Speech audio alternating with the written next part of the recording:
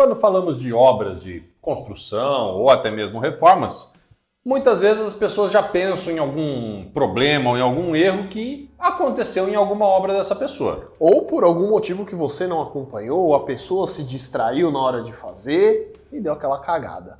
E aí tem retrabalho e tem custo e tudo mais. Então hoje nós vamos trazer para vocês aqui 5 erros que são bastante comuns de acontecer em obras, mas que tem solução.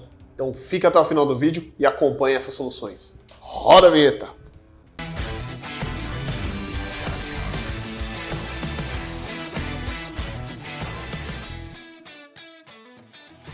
Salve, salve galera, eu sou o engenheiro Alisson Ramaioli. Aqui é o engenheiro Danilo Schmidt.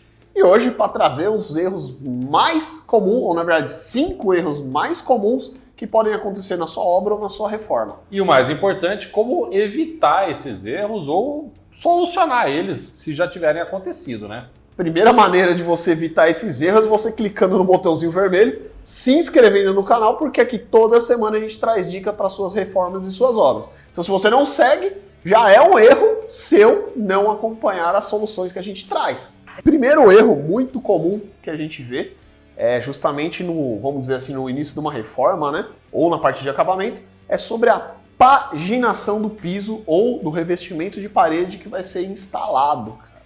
Você já teve ali um recorte no meio da entrada da sua sala, assim, abriu a porta, no meio da porta da sala, você tem um risco de rejunte ali no seu piso? Isso muitas vezes pode ser falha da execução, mas também pode ser falha aí de uma falta de um planejamento, de pensar no tamanho da peça ou de como ela vai ser assentada. Ou que você vai evitar que isso aconteça na hora desse assentamento? De uma forma muito simples. Se você tem um arquiteto trabalhando com você, provavelmente o arquiteto vai fazer esse projeto da paginação. Caso não tenha e o azulejista não te propôs nada, eu recomendo que você sente com o azulejista ou vá na obra, pegue algumas placas porcelanato que você vai usar ou do revestimento de parede e faça ali com ele na prática uma paginação para você ver como que vai ficar. Monta ali sem assentar com a argamassa, coloca as peças ali uma do lado da outra e vê como é que vai ficar isso aí. Como se fosse um quebra-cabeça, de uma forma muito simples. Lembrando que vocês têm que interpretar isso tanto na entrada ali do seu apartamento ou da sua casa, como isso vai refletir nos demais cômodos. Porque se você não tiver soleira na integração dos ambientes, essa paginação ela vai se replicando para dentro dos quartos, para dentro dos banheiros, seja para qual ambiente você vai usar o mesmo piso. E o segundo erro que nós vamos falar aqui é um erro que pode também prejudicar a paginação do piso, que é as paredes ficarem tortas, fora de esquadro e fora de prumo. Danilo, o que significa esquadro e o que significa prumo? Esquadro, pessoal, é quando você tem o ângulo de 90 graus entre as paredes. Então, ou seja, ela está retinha fazendo o ângulo de 90 graus. Ela não fica com uma abertura maior, aonde que você falou do piso, né? Aonde o piso, você vê que o piso ele começa mais largo e vai ficando mais estreitinho. Então, isso pode ser uma falha de requadro. Nem sempre é um problema, porque pode ser que o projeto preveja uma parede que não seja com ângulo de 90 graus, né? Seja um ângulo mais aberto ou mais fechado, isso pode acontecer. Sim. Mas, geralmente, né, na maior parte dos casos, o pessoal trabalha com ângulos retos, até por uma questão de facilidade de execução. E estética também, que fica um pouco mais confortável, né? E o prumo já é uma questão do alinhamento da parede na vertical, né? Então, vamos supor que esse meu papel aqui seja a parede. Se ela estiver assim, está fora de prumo. Então ela precisa ficar aqui, ó, reta, 90 graus aí em relação ao piso. Isso é o prumo. Se ela estiver torta assim, está fora de prumo. Isso vai influenciar na hora de fazer o reboco, vai influenciar na hora de fazer o revestimento, pode influenciar até no conforto térmico dentro da sua casa, dependendo. Dada essa explicação que o Danilo passou para vocês, se vocês quiserem ver na prática numa obra como é feita essas análises, comenta aqui pra gente, manda aqui embaixo nos comentários que a gente pode pegar uma obra pra gente levar lá o esquadro, levar um prumo e mostrar pra vocês como é feita uma conferência. Uma conferência, uma fiscalização disso. Mas isso é bem comum acontecer, principalmente se você pegar alguma mão de obra que às vezes não tem tanta paciência, o cara quer mais agilidade, ele não está muito preocupado com o nível de acabamento final que ele vai ter. Ou aquela famosa frase, né? Depois arruma no reboco. Isso vai passar batido e depois vai te gerar um transtorno. Bem, então como que você faz para evitar esse tipo de problema? Bem, primeiro, deixe muito claro para sua mão de obra como você quer que fique esse acabamento e fiscalize ou tenha um profissional fiscalizando para ver. Olha se ele está esticando a linha para ver o alinhamento, se ele está fazendo o esquadrejamento das paredes e se na hora de erguer ele também está colocando o prumo para ver essa questão da parede não ficar torta. Ô Danilo, o cara já terminou a casa, tô indo rebocar e tá tudo fora de prumo. E agora? Bem, agora tem duas opções. A primeira é derrubar tudo. E a segunda forma seria daí, infelizmente, tentar arrumar no reboco. Acontece que no reboco fica mais caro porque você vai gastar mais material, você perde espessura da parede, digamos assim, né? Porque você vai acabar diminuindo o tamanho do seu cômodo, fora que aumenta também bastante o peso na estrutura. Então, se você estiver fazendo isso num pavimento superior, por exemplo, tome cuidado, você pode estar aumentando bastante a carga numa viga e isso vira dar uma patologia ainda mais séria futuramente. Você aí vai começar a construir ou reformar? Agora você pode planejar e controlar você mesmo os custos da sua reforma ou da sua obra. Nós aqui do Cabô Lavô fizemos essa planilha bem simples e didática para te ajudar nessa empreitada. Clique agora no link aqui na descrição do vídeo e garanta uma melhor organização da sua obra ou da sua reforma. Outro erro bem comum, e aí já indo para a parte de instalações, é você se preocupar com o que você vai pôr dentro da sua casa ou dentro do seu apartamento. Porque acontece muito das pessoas reformarem ou construírem sem o dado planejamento e ali, eu vou colocar ali para a sala, 2 tomadas só, não é suficiente. Mas aí no meio do caminho você decidiu colocar um cortineiro elétrico, você decidiu ter um home theater, e colocou um monte de parafernálias. Mais tomada porque o computador vai ficar na outra parede. Exato. E óbvio que você está reformando ou construindo e você não quer ficar puxando extensão ou puxando régua para tudo quanto é canto. Você quer tudo organizado. E aí você passou um conduíte para passar, sei lá, 10 cabeamentos, 10 circuitos, um acúmulo de 20 fios para um conduíte de 3/4. Pensar nesse dimensionamento. E aí acontece de que a tubulação elétrica que foi passada, né, os conduítes, não vão atender a quantidade de fiação que tem que passar por dentro deles. Isso pode servir para tomada, pode servir para tomadas, para iluminação, pode servir para dados, né? Por exemplo, o cabo de TV não pode passar junto com o cabo de energia. Você passou um conduíte separado para o cabo de TV, não passou, então isso também pode dar problema. Isso é um pouco mais fácil de resolver mesmo depois de instalado, desde que você não tenha feito acabamento nas paredes, né? Porque você vai ter que quebrar para poder chumbar isso. Se você não fez o acabamento, pegar a serra mármore e fazer o risco lá na parede onde você quer passar para evitar uma grande quebradeira. Mas, se já tiver tudo acabadinho, bonitinho, perfeitinho, talvez aí você tenha um desgosto de ter que cortar a parede, ter que repintar, fechar, ter todo um retrabalho novamente. Além disso, caso não tenha sido feito esse planejamento prévio, como o Alisson falou, pode ser que você tenha colocado a quantidade de conduíte certa nas paredes, mas não tenha pensado na interferência desses conduítes com a estrutura.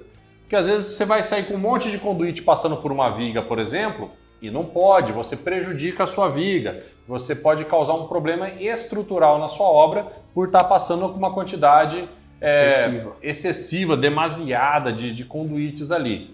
E aqui a gente está falando da elétrica, mas pode ser da hidráulica também, né? Quando você vai passar com a tubulação, você tem que pensar onde ela vai passar, se vai dar conflito com a estrutura ou não, que é o que nós chamamos de compatibilização de projetos. Por isso que é bem importante ter todos os projetos de todas as competências.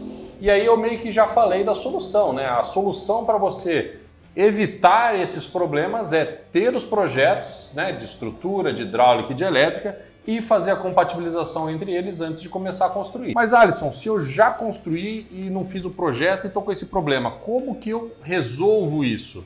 É bem comum ter essa falta de compatibilização, que o Danilo mencionou, e aí você tem que procurar alternativas paliativas. Uma que pode ser é você conversar talvez com um projetista ou com um engenheiro, fazer alguma consultoria técnica de fazer um reforço.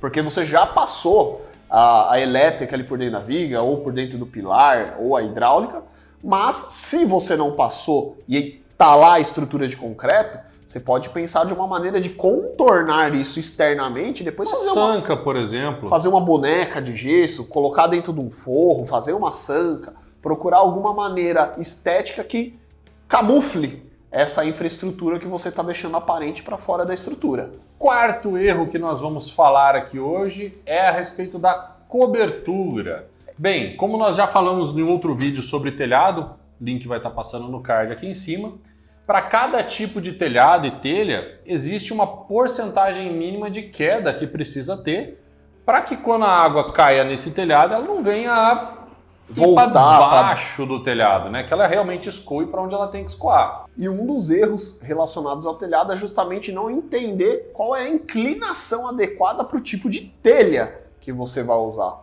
Porque se você pegar uma telha que precisa de uma inclinação, sei lá, de 15%, e você coloca ali talvez 5%, vai acontecer o que o Danilo falou. Ela, em vez de ela estar assim, ela vai estar assim, a água vai bater, vai correr, vai ter uma grande chance dessa água ir por baixo da telha e infiltrar na sua laje. E isso, obviamente, que vai te trazer problemas futuramente, né? Vai dar infiltração, vai estragar seu forro, pode entrar água, molhar seus móveis, enfim. Ou até mesmo se ela estiver muito inclinada, talvez a gravidade, a telha não consiga fazer um encaixe perfeito e num tempo de ventania ou alguma coisa do gênero, faça com que ela se desencaixe e gere uma manutenção futura também. Então, atenção na hora de fazer a inclinação. Como que evita isso? Tendo alguém para acompanhar essa execução para você e fiscalizando e conferindo. E como que conserta isso se der problema? Aí vai depender do que se foi para mais ou para menos, mas geralmente a estrutura do telhado, elas são estruturas de madeira, então basicamente você vai ter que trabalhar no nivelamento das vigas principais, para saber se elas vão precisar ficar mais altas ou mais baixas. É possível sim conseguir fazer isso. Você vai precisar mexer no nivelamento dessas colunas de madeira para subir ou descer, mas sim é possível fazer. A única coisa que vai ter que ser feita é desmontar todas as telhas, para o telhado ficar mais leve, né, óbvio, e aí conseguir fazer o ajuste do nivelamento. E um outro erro que a gente não podia deixar passar dessa lista, que acontece muito em vistorias de apartamento, se isso já aconteceu com você, manda aqui embaixo nos comentários pra gente, que é o caimento da água. Aquela água, sabe, que ao invés de ir por ralo, vai para debaixo da pia, vai para outro lugar que onde não é devia ir, então. E aí você fica com aquelas poças de água, você tá tomando passando o rodo ali, ó. Você tá tomando um banhão, o ralo tá na direita e a água tá pra esquerda. Então, caimento de ralo é um grande problema, mas esse é mais fácil da gente evitar. Primeiro, na hora de se fazer o contrapiso, ou se for laje, né? Lembrar que esse ambiente de banheiro ele precisa ficar mais baixo. Geralmente 2 centímetros é suficiente para você conseguir trabalhar com essa questão da inclinação. Obviamente, se for um banheiro muito maior, você precisa trabalhar com 3 ou 4. Na hora da concretagem desse contrapiso ou da laje, já fazer essa redução dessa área. E daí na hora de você soltar o farofão, que é tecnicamente chamada de regularização, você soltar o que a gente chama de mestras ou taliscas. Editor, põe na tela nossas mestras aí. Essas mestras vão servir como referência para o pedreiro, na hora que for soltar a massa, saber qual que é a altura limite que ele tem que soltar a massa. E aí, obviamente, que no lugar que tem que ser mais baixo para dar a inclinação, ele já faz esse montinho um pouquinho mais baixo para que a inclinação fique adequada. E depois é só assentar o piso por cima. Lembrando que, uma forma de conferir isso daí, basta você colocar um nível de bolha ali nas angulosidades que vão de encontrar o ralo ou de encontrar onde a queda tem que ir, para você ver se realmente está com uma inclinação. Ou também você pode pegar um balde d'água e jogar. Exato. Ou até mesmo aquelas bolinhas de gude da sua infância lá, quando você tinha seus 10 anos de idade ou menos. Pega as bolinhas de gude e joga no piso. Se elas não forem todas pro ralo, você já puxa a orelha do pedreiro ali mesmo.